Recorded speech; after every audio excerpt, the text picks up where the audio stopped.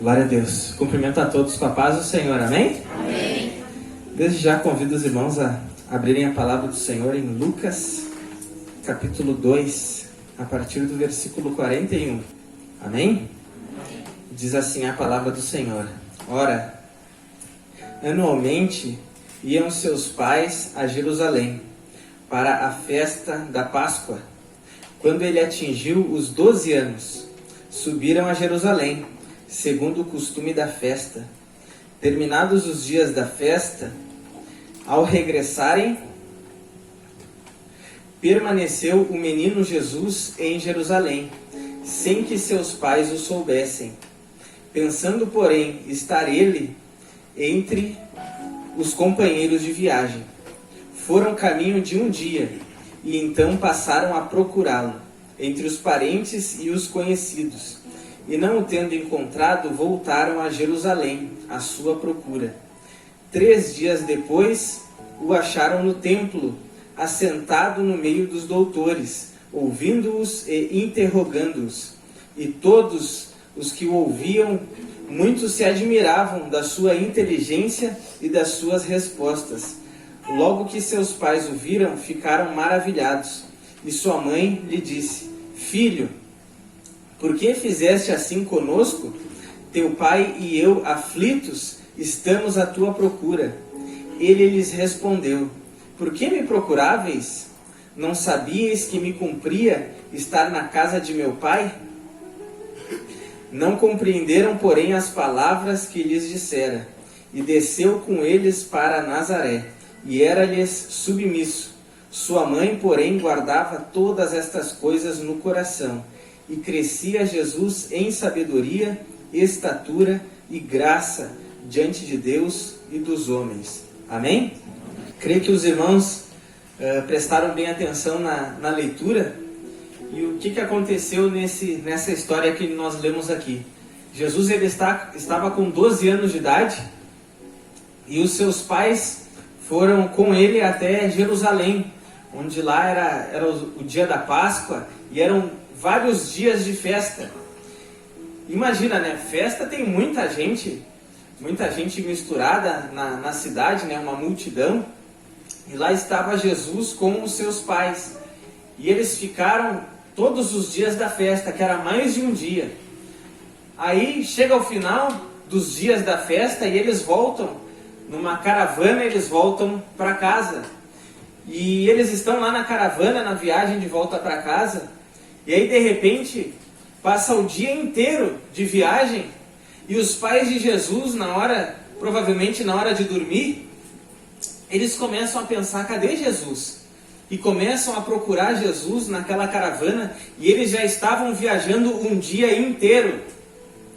Já era o final do dia, eles começaram a procurar: cadê Jesus? Cadê Jesus? Começaram a procurar entre os parentes, depois entre os amigos mais chegados, e não encontraram Jesus. Eles viram: Jesus não está voltando conosco.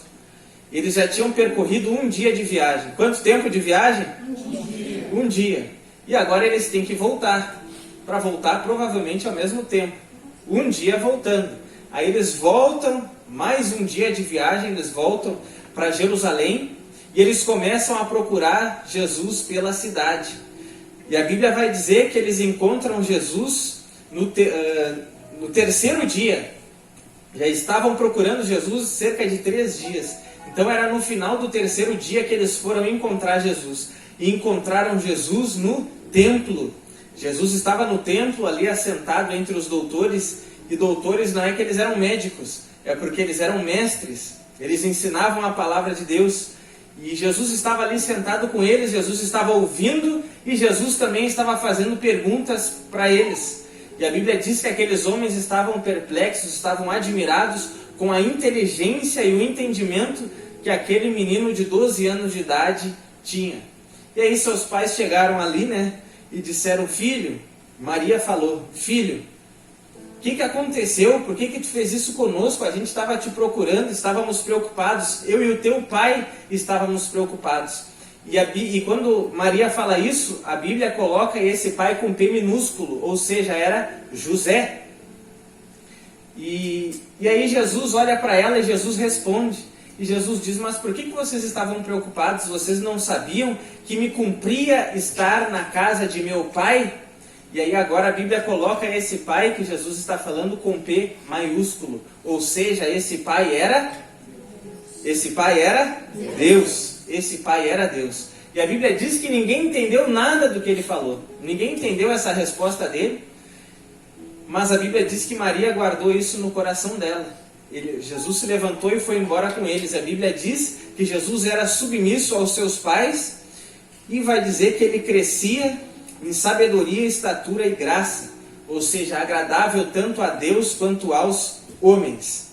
Quando a gente olha para essa história, quando a gente procura entender com a nossa cabeça, com o nosso entendimento de brasileiro, a gente pensa assim, mas como é que pode o pai e a mãe esquecerem o filho o dia inteiro? Como é que eles não lembraram do filho logo na primeira refeição? Era para eles terem lembrado. Vocês entendem isso, sim ou não? Sim. Com a nossa cabeça de brasileiro, a gente pensaria assim, sim ou não? Sim. E aí a gente começa a pensar que pais irresponsáveis se perderam na festa. Aqui no Brasil, os pais que cuidam dos filhos às vezes vão para um mercado grande, não deixam o filho se afastar muito, ou vai para um lugar público, numa praça, ou sei lá, num estádio de futebol, não perde de vista, mas mantém sempre do lado porque tem muita gente e é muito fácil se perder, sim ou não? Então, com a nossa mente de brasileiro, a gente pensa, como é que esses pais perderam o filho no meio de uma festa e como é que eles foram lembrar do filho só um dia inteiro depois? Como é que não lembraram na primeira refeição, nem na segunda, nem na terceira, mas só no final do dia, só na hora de dormir, é que eles foram sentir falta do filho? E aí a gente pensa que Maria e José eram maus pais e que eles eram irresponsáveis. Com a nossa mente de brasileiro, nós pensaríamos assim, sim ou não? Sim. Mas agora a gente vai entender no contexto deles. E a gente vai entender que, por incrível que pareça, provavelmente José e Maria eram pais muito melhores do que qualquer um de nós que estamos aqui nessa noite. E a gente vai entender. Primeiro, a gente vê que Jesus tinha quantos anos de idade? 12 anos. 12 anos de idade. E a Bíblia mostra que isso era costume dos judeus, que quando eles tinham entre 12 para 13 anos, isso era uma transição, é uma transição no povo judeu, que o menino ele sai do estado de jovem e ele já passa a ser considerado um adulto, maduro, com 13 anos de idade. Então, Jesus está na transição. Ele está deixando de ser jovem, não é nem adolescente, não é nem criança. Ele está deixando de ser jovem para se tornar adulto. E isso com 12 para 13 anos de idade. Na cultura deles, um menino, desde cedo, desde criança, ele aprende a ter alguma profissão manual ou braçal, porque se alguma coisa acontecer, ele precisa saber como se sustentar. A gente vê na Bíblia Sagrada, lá em Atos dos Apóstolos e até nas cartas de Paulo, a gente vê que Paulo ele aprendeu tecelagem, ele fazia tendas, ou seja, ele fazia barracas desde criança. Agora Jesus, ele aprendeu carpintaria com o seu pai. Os evangelistas, quando Jesus já é adulto, aqueles que escreveram os evangelhos, quando as pessoas começaram a ouvir Jesus pregar e Jesus ensinar, as pessoas ficavam admiradas da maneira como Jesus falava. Alguns guardas foram enviados pelos sacerdotes para prender Jesus, e quando eles chegaram de volta para os sacerdotes, isso Jesus já adulto, eu adiantei, depois a gente volta. E quando eles chegaram de volta para os sacerdotes, eles perguntaram, por que vocês não trouxeram Jesus? E os sacerdotes falavam assim, ó, ninguém fala como ele fala. Eu nunca ouvi ninguém falar como ele fala. Por quê? Porque era muita sabedoria e era muita autoridade que tinha nas palavras de Jesus. E aí algumas pessoas muitas vezes ouviam ele pregando, ensinando, e eles disseram, mas de onde é que sai tanta sabedoria? Não é esse o filho do carpinteiro? É o que a maioria dos evangelistas escrevem. Mas o primeiro evangelho que foi escrito, que é o de Marcos, Marcos não escreve o filho do carpinteiro, mas Marcos escreve que as pessoas diziam assim, ó, não é esse o carpinteiro? Então a gente vê que Jesus não era apenas filho do carpinteiro, mas ele também trabalhava como carpinteiro. E isso desde cedo, desde criança. Então, quando a gente olha agora para Jesus com 12 anos de idade, Jesus já trabalhava, Jesus já tinha o seu dinheiro. E é por isso que os pais durante o dia não lembraram, no meio da refeição, não lembraram do filho, porque o filho trabalha, o filho tem dinheiro, se ele quiser, ele tinha dinheiro no bolso para comprar o que ele quisesse. Vocês entenderam, sim ou não? Sim. E como era uma transição de jovem para adulto, a idade dele de 12 anos era o equivalente aqui no Brasil à mentalidade de um jovem de 20 e poucos anos. Então os pais, eles não estavam preocupados se o filho ia se perder ou não, porque o filho era muito mais maduro do que a gente possa imaginar. Ele com 12 anos é muito diferente do que o menino de 12 anos de idade aqui no Brasil, que às vezes não sabe nem fazer comida ou nem lavar sua própria roupa. Vocês entenderam a diferença, sim ou não? Sim. E ainda a gente vê pela palavra de Deus que eles eram totalmente, com 12 anos de idade, eram totalmente responsáveis pelas suas ações e já eram considerados responsáveis também, caso eles cometessem algum delito contra a lei, eles seriam completamente culpados por aquilo e eles iriam pagar o preço por aquilo. E eles, lá no povo judeu, desde cedo, desde criança, eles ensinavam as crianças pela palavra de Deus. Não tinha escola. A educação era toda feita em casa. E eles ensinavam seus filhos a ler, a escrever, tudo baseado na lei de Deus. Então eles cresciam já sabendo o que era certo e o que era errado. E eles eram muito bem ensinados pelos pais. Então agora quando a gente vê que um menino de 12 anos de idade, ele foi esquecido na cidade pelos pais, agora a gente entende que ele não era uma criança qualquer, mas a gente, pela explicação, eu creio que a maioria pôde entender que ele já era muito mais maduro do que a gente pode imaginar. Quem entendeu até aqui, levanta a mão. Amém. Então, olha que coisa interessante. Os pais, então, deixaram o filho para trás e eles voltaram. Quando a gente lê no versículo de número 41, a Bíblia diz: ora, anualmente iam seus pais a Jerusalém para a festa da Páscoa.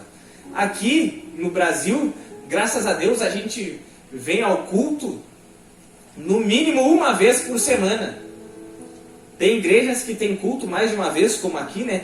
Tem mais de um culto aqui. A gente tem pelo menos 3 compromissos na quinta, no domingo e ainda na sexta tem culto de oração. A maioria das igrejas são assim aqui no Brasil. Tem umas que tem culto todos os dias. Mas lá em Israel, eles se reuniam no templo uma vez no ano. Uma vez no ano. Imagina nós indo na igreja uma vez no ano. A maioria se afasta e se desvia, sim ou não? Sim. A maioria. Às vezes alguns se desviam, se afastam nas férias. Às vezes não consegue ficar um mês sem ir na igreja e quando vê não volta mais. E um mês ou algumas semanas às vezes parece que é irreversível. Mas lá eles iam uma vez no ano, eles iam ao templo. Como é que eles perseveravam na fé se eles iam ao templo somente uma vez no ano? É que o culto para eles não era só no templo, mas eles cultuavam a Deus todos os dias em casa. Eu vou repetir isso. Eles cultuavam a Deus todos os dias em casa.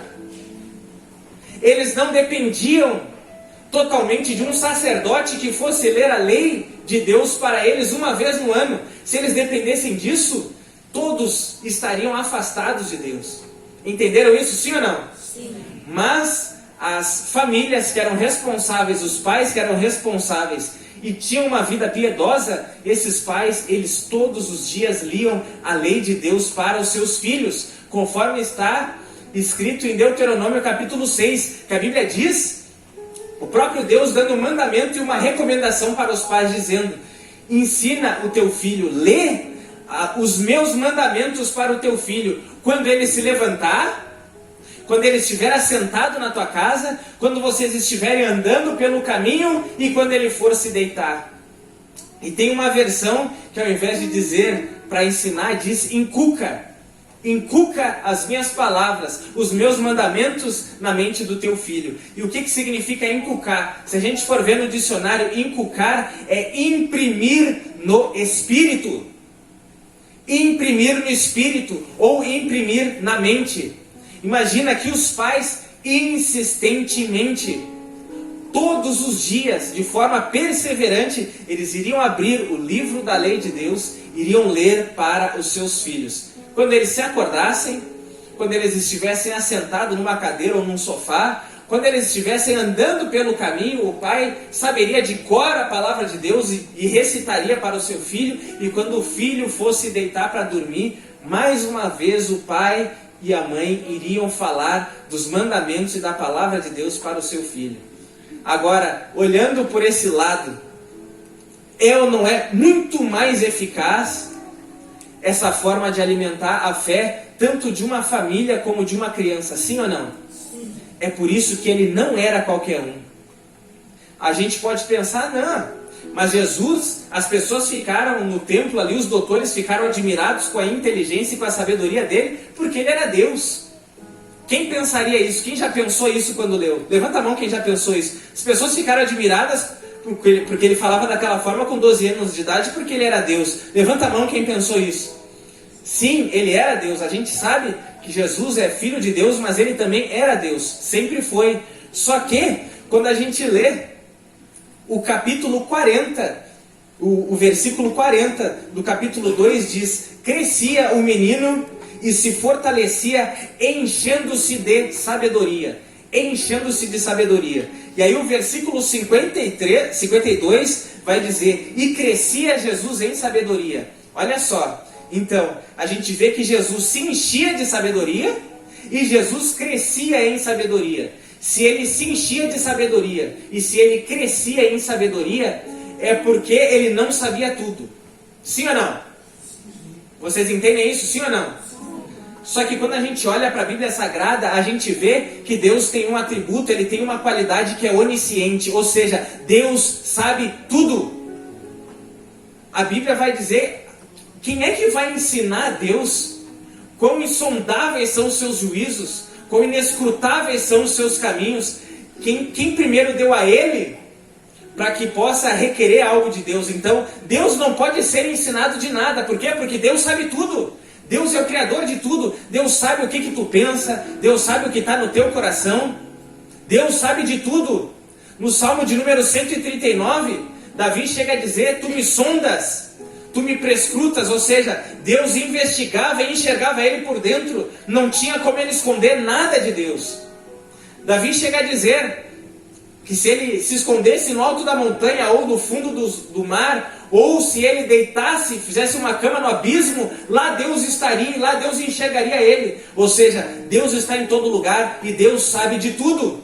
Só que agora, quando a gente olha para Jesus, Jesus Cristo, ele é Deus. Só que a gente vê aqui que ele crescia em sabedoria e ele se enchia de sabedoria. Ou seja, naquele momento em que ele era um menino, ele ainda não sabia tudo. Quem entendeu isso, levanta a mão. Levanta a mão quem entendeu isso. Então, se ele estava se enchendo de sabedoria e crescendo em sabedoria, é porque ele estava aprendendo. Sim ou não? Sim. Ele estava aprendendo. Então, a Bíblia fala em Filipenses capítulo 2, que Jesus Cristo, estando na forma de Deus, ou seja, ele sendo Deus, ele não teve por usurpação ser igual a Deus. Ou seja, mesmo que ele na forma humana, ele não deixasse de ser Deus, ele não quis se igualar em grandeza ao Pai.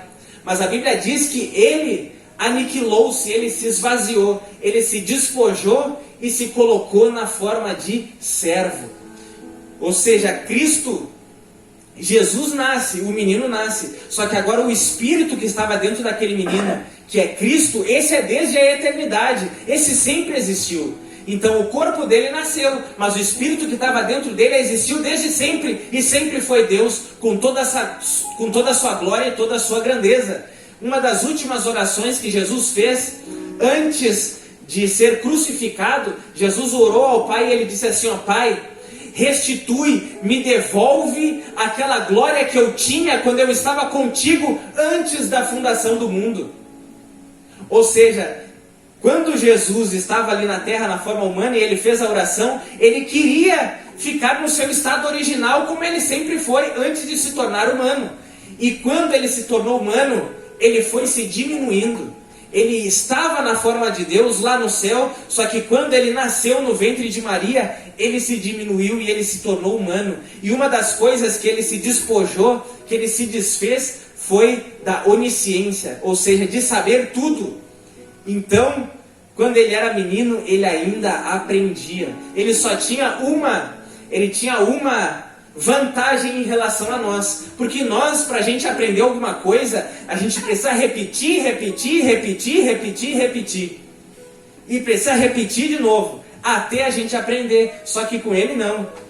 Tu falava uma vez, ele já tinha aprendido. Não precisava repetir. Por quê? Porque a memória dele era perfeita. Essa era a vantagem que ele tinha. Mas agora ele também precisou aprender e crescer em sabedoria. E se encher de sabedoria. A Bíblia vai dizer em Tiago, se alguém tem falta de sabedoria, peça a Deus, que a todos dá liberalmente. Só que aí a Bíblia dá uma advertência. Peça, porém, com fé, sem nada duvidando. Porque aquele que duvida, não espere receber nada de Deus, porque ele é inconstante como as ondas do mar, que vêm e vão. Não espere receber nada de Deus aquele que duvida. Então tem que pedir com fé. Provavelmente ele orava pedindo sabedoria, mas não ficou por aí. Ele se enchia de sabedoria porque ele aprendia a palavra de Deus com os seus pais. E isso fez toda a diferença na vida dele. Os pais dele eram tão zelosos que mesmo Jesus, ele cumpriu toda a lei, ele obedeceu tudo que tinha na lei de Deus, mesmo aquilo que ele não podia fazer por si mesmo. Quando ele era um menino de 8 dias, os pais dele levaram ele no templo, apresentaram ele e até circuncidaram ele. Com 8 dias ele não poderia fazer isso sozinho, mas os pais tiveram cuidado de fazer isso. Os pais educaram ele no caminho do Senhor.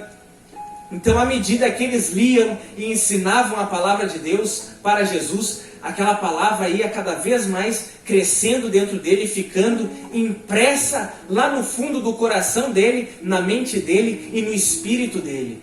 E é por isso que ele crescia em sabedoria, e é por isso que ele se tornou muito sábio. Deu para entender até aqui, sim ou não?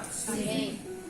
Então, a gente vê que até aqui a gente percebe onde está ou o nosso triunfo ou o nosso fracasso como povo de Deus. Pode ser o nosso triunfo a gente ensinar os nossos filhos e nós mesmos aprendermos com Deus, ou pode ser o nosso fracasso se a gente não fizer isso. Deu para entender isso, sim ou não? Porque ele foi ensinado e então ele fez toda a diferença.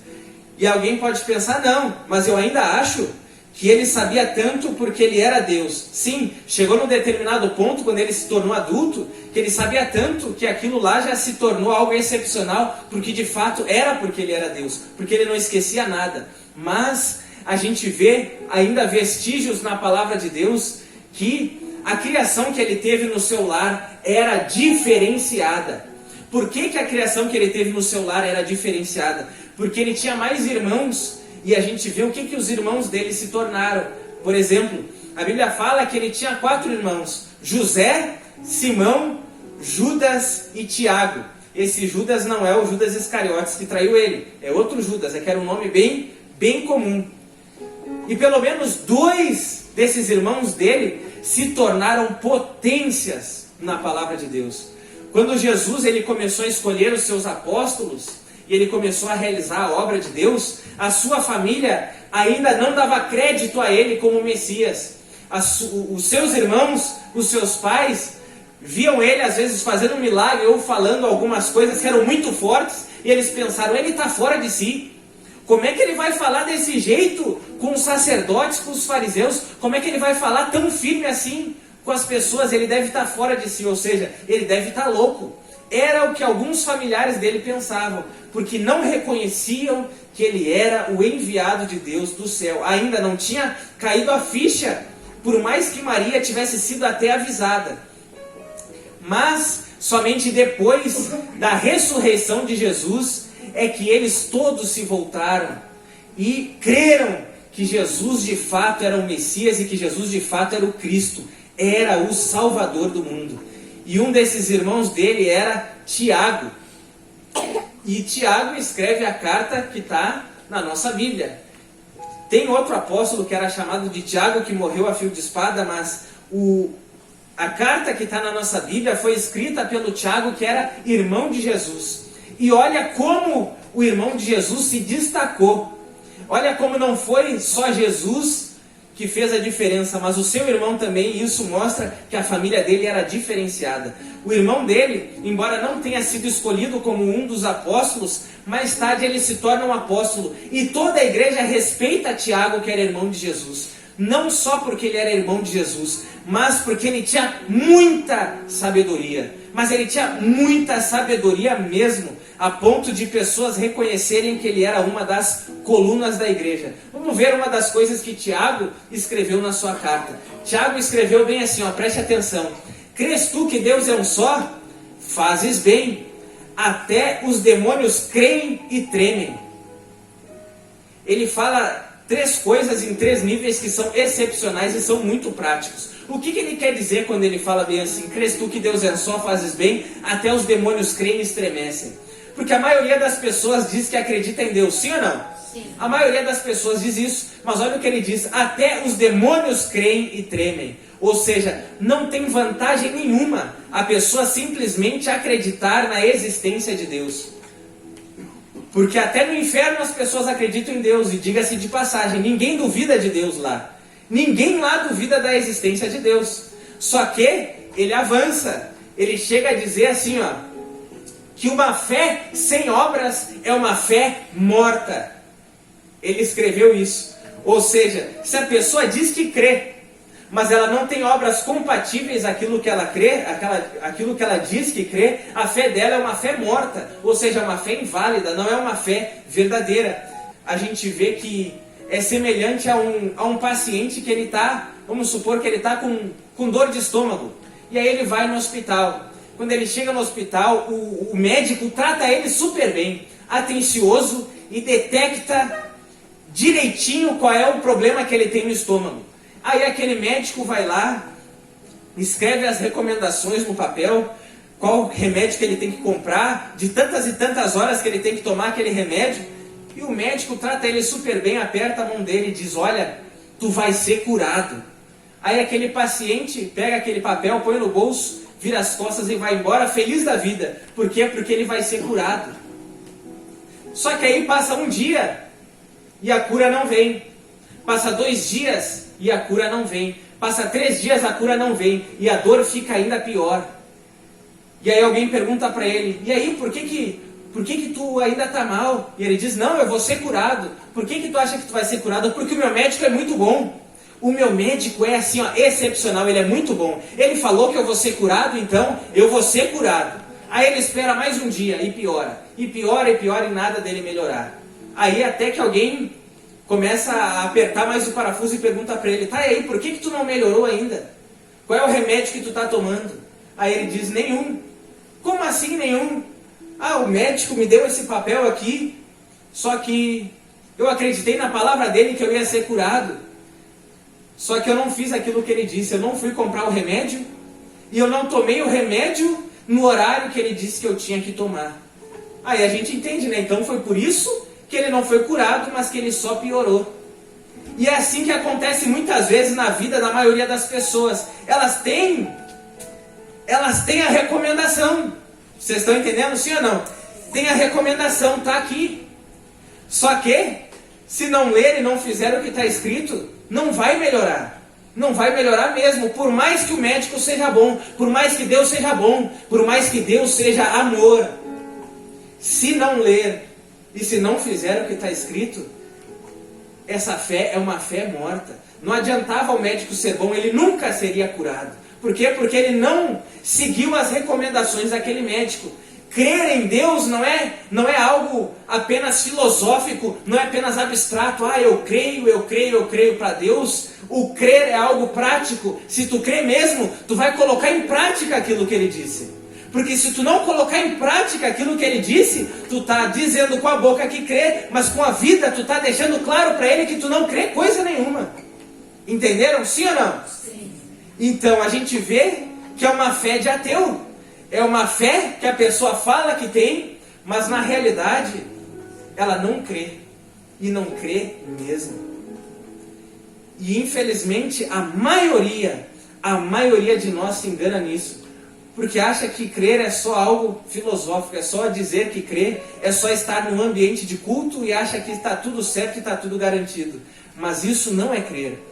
O profeta Isaías, inspirado por Deus, ele vai dizer assim, quem foi que requereu de vocês o somente pisar os meus átrios?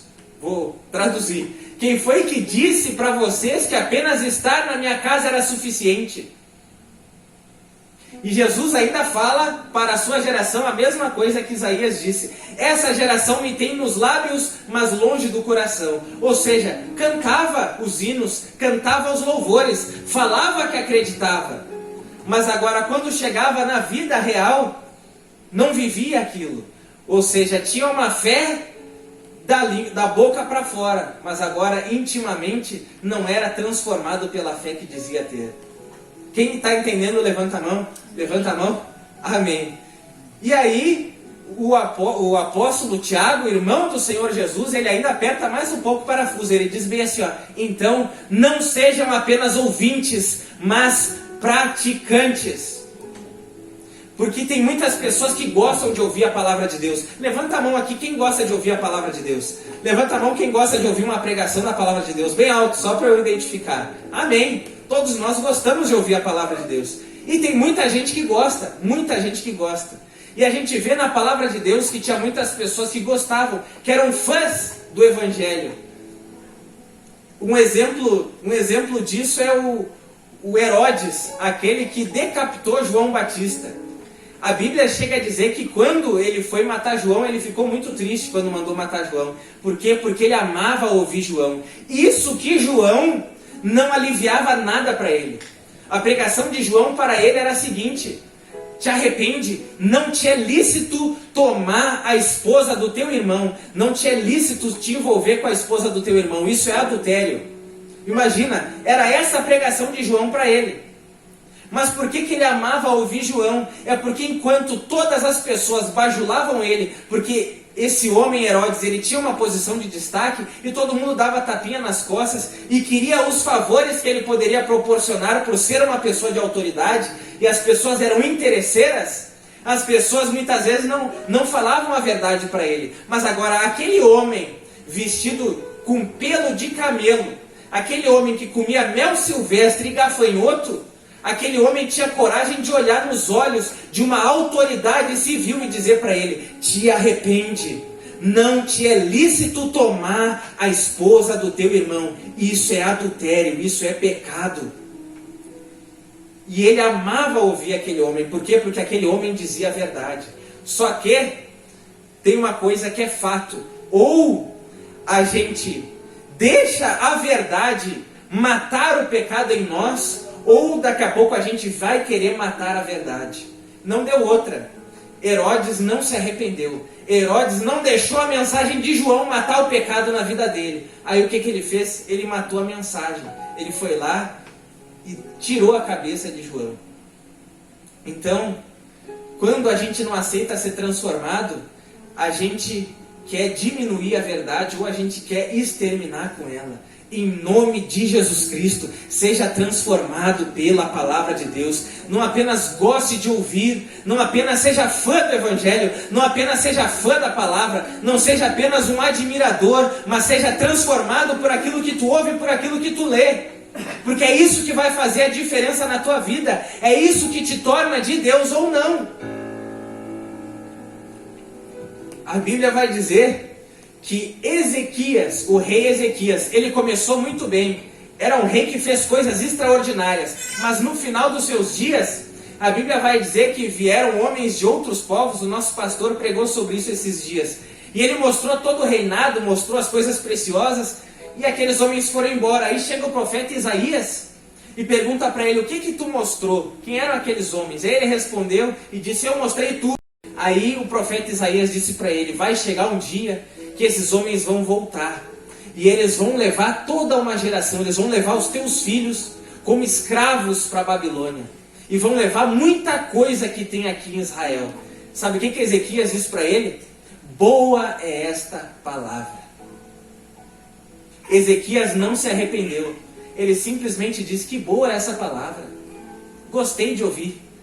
Ou seja, ele apenas admirou o que ele estava ouvindo. Mas ele não correspondeu da maneira que Deus queria que ele correspondesse, com arrependimento, com transformação. Ele apenas disse: boa é esta palavra. Por quê? Porque ele se tornou um fã da mensagem. Ele se tornou um fã do evangelho. Ele se tornou um fã da profecia. Mas ele se tornou um admirador, mas não mais ele era transformado por aquilo que ele ouvia.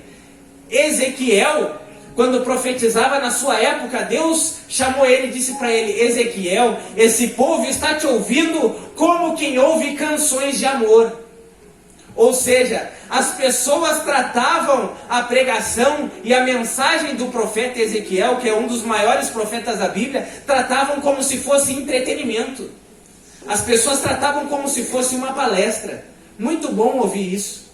Muito bom. Vocês estão entendendo, sim ou não? Sim. Mas elas não se arrependiam. E elas não praticavam aquilo que estavam ouvindo. E isso é muito perigoso. E quem ensinou isso foi Tiago, irmão do Senhor. Era ou não era uma família diferenciada? Sim ou não? Sim. Muito diferenciada.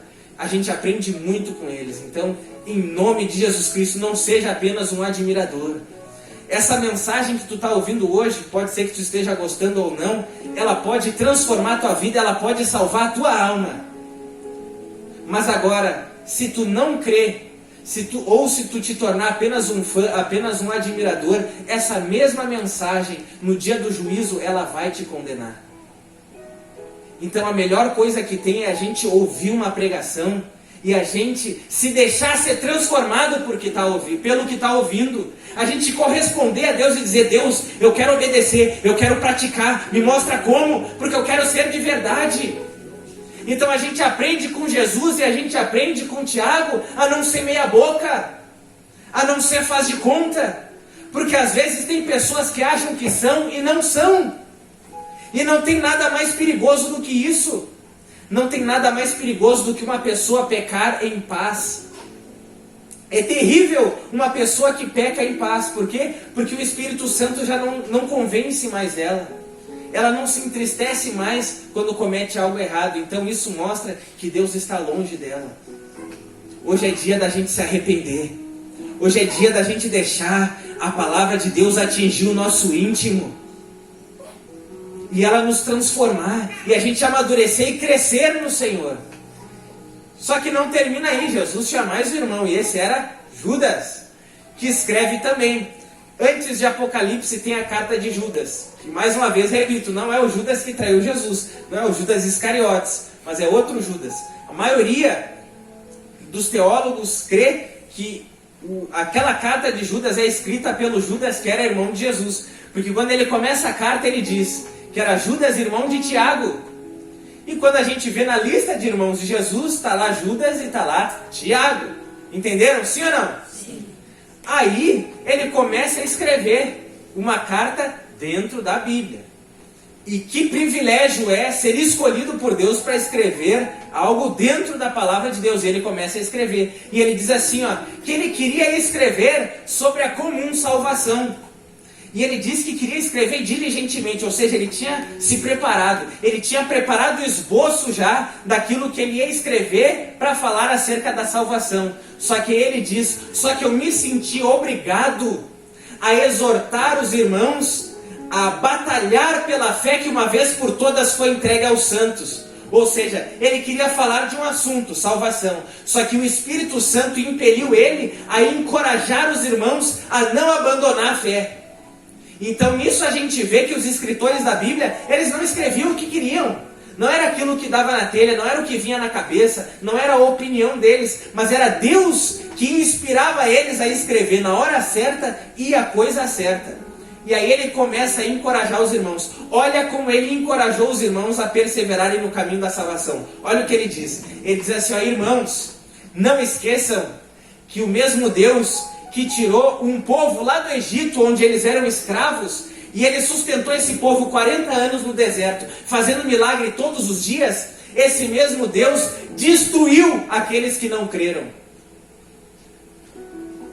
Forte isso, sim ou não?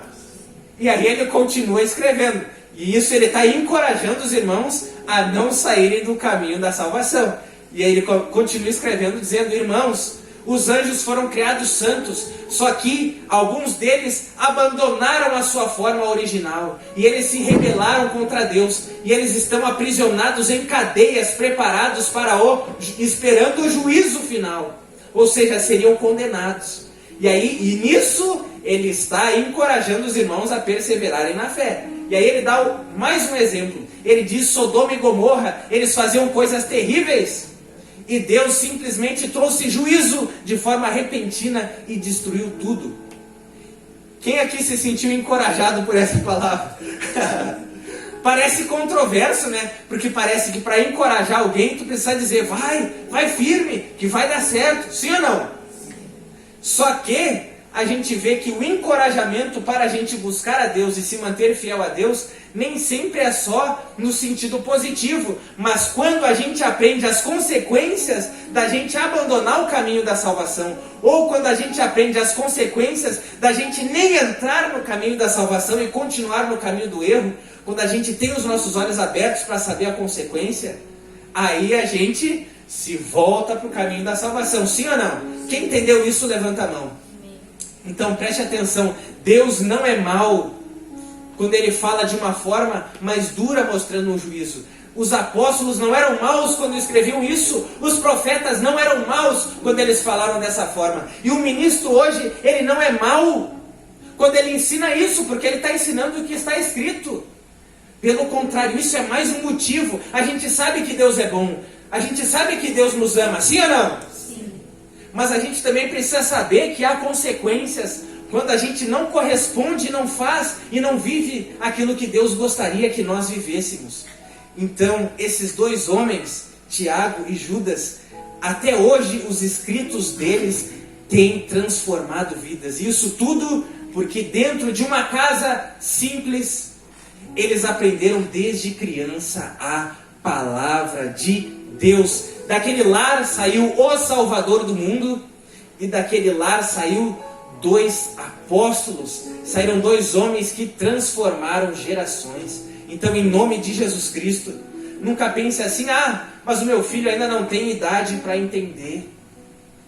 Leia para o teu filho, leia a palavra de Deus para o teu filho, por mais novo que seja. Mas o meu filho já é mais velho, quem sabe ele não vai ter muita paciência. No começo pode parecer chato, mas meu irmão, pelo menos nos dias que não tem culto, 1 ou 2 vezes na semana, tenta reunir a tua família e leiam junto a palavra de Deus. É só ler em voz alta, não precisa alguém sair pregando, interpretando, é só ler. E isso faz toda a diferença. Isso vai proteger o teu lar. Isso faz com que o teu lar não seja apenas como um hotel, um lugar de comer, beber e dormir, mas transforma o teu lar num quartel-general. Porque quando os teus filhos saírem de casa, vão sair para serem vitoriosos, fazer a diferença nessa terra. E mesmo tu, quando tu sair de casa para o teu trabalho, tu vai sair como luz do mundo e sal da terra. Vai sair como alguém que foi transformado por aquilo que leu. E aí quando alguém te ofender, quando alguém fizer algo contra ti, tu não vai meter os pés pelas mãos e pagar na mesma moeda, mas tu vai praticar o evangelho e vai dar outra face. Tu vai praticar o evangelho e tu vai perdoar. Tu vai praticar o evangelho e tu vai procurar ser exemplo no lugar onde tu estiver. E é isso que Deus espera, e é isso que um verdadeiro salvo faz, e é assim que ele vive. Porque se não for assim, a gente não é de verdade. Se não for dessa forma, se a gente não procurar viver o que está escrito, a gente não está sendo de verdade. Se a gente ainda não está lendo, infelizmente pode ser que a nossa fé se torne temporária. Eu amo ouvir a palavra de Deus, eu amo ouvir os louvores, e isso é mais um motivo para eu vir para a casa de Deus. Mas eu venho principalmente por causa de Deus, e eu sei que aquilo que eu vou ouvir vai me transformar. Mas agora, se a gente não lê, a nossa fé vai ser temporária. A gente vai durar semanas, meses, quem sabe não fecha nem um ano de fé. Sendo que a salvação é uma salvação eterna, é algo para não passar, é algo para ser perpétuo na tua vida. Então precisa acontecer essa transformação diária. Então, em nome de Jesus Cristo, aprenda com Deus, aprenda com o Senhor, deixa Ele ser teu mestre, deixa o ensinamento dele te transformar todos os dias. A Bíblia diz em Hebreus que a palavra do Senhor é como uma espada que atinge a divisa da alma e do espírito e de juntas e medulas, e ela é apta para discernir até as intenções do nosso coração. Ou seja, na prática, a Bíblia ela não apenas entende o que a gente quer, ou o que a gente gosta ou deixa de gostar, mas ela também transforma a nossa vontade. Ela inclusive transforma a nossa vontade. E quando a gente é transformado, a gente não precisa ser proibido.